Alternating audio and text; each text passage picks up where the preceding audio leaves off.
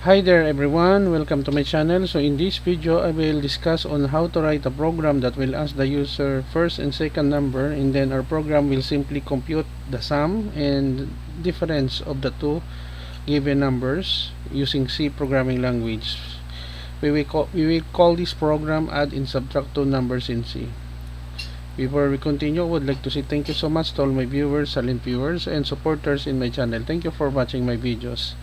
If you are new with my channel and then you like this video, please hit the like button. Don't forget to share, and please support my channel guys by clicking the subscribe button. So let's begin. I will put a link in the video description where you can download the complete source code of our tutorial video for today for free in my two websites. You may click the notification bell so that you will be notified with my newly uploaded video. Okay, we have here sharply includes TDIO.h. TD means standard input output.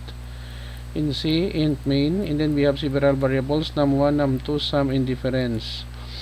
Printf new line, the title of our program, add and subtract two numbers in C. Enter first number that will be stored in num1, second number will be stored in num2. So sum will act as an assignment statement, equals num1 plus num2. For subtraction, we will use the variable difference, equals num1 minus num2. And then we have here sum, %d, sum, difference, return 0, return to our operating system. In this case, I'm using Windows 11. Right curly bracket to close the main body of our function.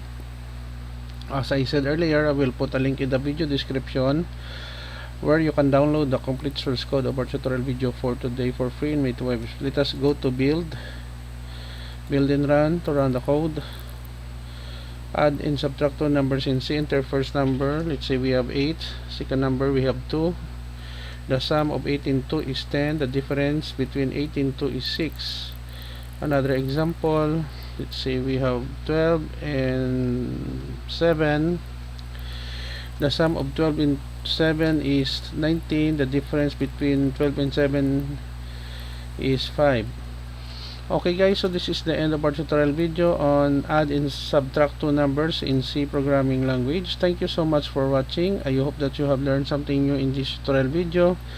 Don't forget to like, share, and please support my channel guys by clicking the subscribe button. See you in the next video tutorial guys. This is your friend Jake saying bye bye for now.